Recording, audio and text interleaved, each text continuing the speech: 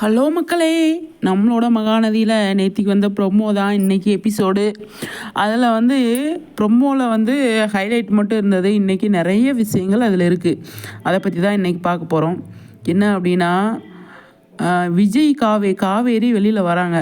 அந்த இடத்துல விஜய் ஒரு வார்த்தை சொல்கிறாரு, ஆஃபீஸ் போயிட்டு அப்படியே உன் வீட்டில் போய் விட்டுறேன் அப்படிங்கிற வார்த்தையை அவங்க அம்மா காதில் விழுந்துருது, அவங்க ஃபேமிலி காதில் விழுந்துருது.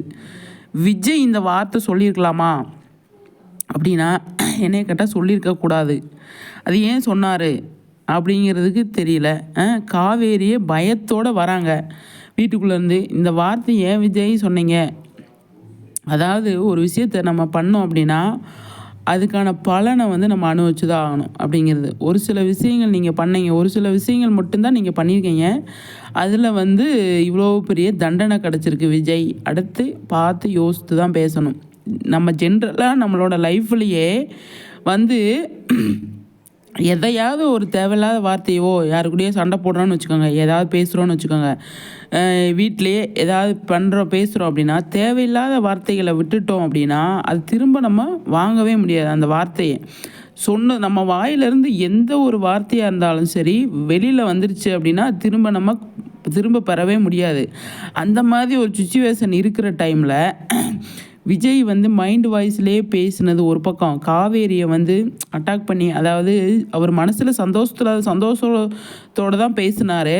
ஆனால் காவேரி கிட்ட தானே பேசுகிறோம், நம்ம பொண்டாட்டி தானே அப்படின்னு நினச்சி பேசின விஷயம் இப்போ யார் காதில் விழுந்தது? அவங்க ஃபேமிலி காதில் விழுந்தது. அவங்க ஒரு மைண்ட் செட்டில் வர்றாங்க கேட்குறதுக்கு. அப்போ என்ன பண்ண முடியும்? பேக்கோடு வெளியில் வரமே செட்டில் பண்ணிவிட்டு உன்னை ஆஃபீஸ் போயிட்டு அப்படியே நான் உன்னை வீட்டில் விட்டுறேன் அப்படின்னு சொன்ன வார்த்தை அவங்க ஃபேமிலிக்கு ரொம்ப பாதிச்சிருக்குமா இல்லையா?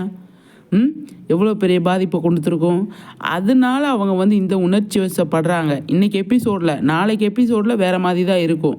அது நான் கன்ஃபார்மாக சொல்ல முடியும். இன்றைக்கி எபிசோடில் விஜய் ஒரு சொன்ன விஷயம் அவங்க ஃபேமிலி கஷ்டப்படுத்தி இருக்குது தானே. அவங்க ஃபேமிலி எந்த அளவுக்கு அவங்க இந்த வார்த்தையை கேட்டோடனே ஏன்னா யமுனா பயங்கரமாக சொல்லி வச்சுருக்காங்க இல்லையா. அதனால் அவங்க ஃபேமிலி இதனால தான் வெளியில் வந்துட்டா பேக்கை தூக்கிட்டு அப்படின்னு நினச்சி பயங்கரமாக சண்டை போட்டு காவேரி அடி நடிக்கிறாங்க. இந்த குமரன் அடித்தது தாங்க எனக்கு மனசே ஆற மாட்டேது. விஜயை குமரன் கேள்வி கேட்டிருக்கலாம், நியாயம்தான். குமரன், ஏன் விஜய் நீங்கள் இப்படி பண்ணீங்க, காவேரியோட லைஃப் போச்சே அப்படின்னு கேள்வி கேட்டிருக்கலாம். அடிக்கலாமா? அது எவ்வளோ பெரிய தப்பு.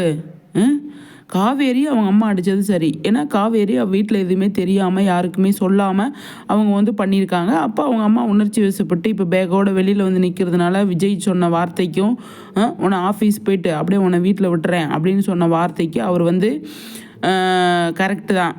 அவங்க அம்மா காவேரியை அடித்தது, கேள்வி கேட்டது எல்லாமே கரெக்டு தான். ஆனால் விஜய் குமரன் அடித்தது தப்பு தானே. பணத்துக்காக இந்த மாதிரி பண்ணிட்டாங்க அப்படிங்கிற ஒரு சுச்சுவேஷன். யாருக்காக பண்ணாங்க அப்படிங்கிறது எல்லாமே இப்போ உண்மை வெளியே வருது. கரெக்டாக அந்த இடத்துல ராகினி சூப்பராக பேசினாங்க. எனக்கு பிடிச்சது. விஜய்க்கு சப்போர்ட்டாக அந்த இடத்துல நின்னாங்க. நியாயமாக தான் கேட்டாங்க. அவங்க பொண்ணு இங்கே கல்யாணம் பண்ணியிருக்கானா, சும்மாவா கல்யாணம் பண்ணியிருப்பா? அவங்க தான் அந்த படம் மேட்டரை உடச்சி விட்டதே ராகினி. இல்லைனா அது தெரிஞ்சிருக்க வாய்ப்பில்லை. காவேரி சொல்லியிருப்பாங்களா அப்படின்றது உடச்சி விட்டதுனால தான் அது மேட்ரு வெளியே வந்தது. பாட்டிக்குமே தெரியாது இல்லையா. தாத்தா ஒரு ஆளுக்கு மட்டும்தான் தெரியும். அது தாத்தா அமைதியாக இருக்கார், அவரால் ஒன்றும் பண்ண முடியல. இப்போ பாட்டிக்குமே ஷாக்காயிடுறாங்க, என்னாச்சு, ஏன் இப்படி நடந்தது அப்படின்ட்டு. ராகினி கரெக்டாக பேசுகிறாங்க அந்த இடத்துல யாராவது ராகினி பேச்சை கேட்பாங்களா? அதை உள்ளே போய் எல்லாரையும் கூப்பிட்டு வராங்க ராகினி. என்ன பண்ணுறது?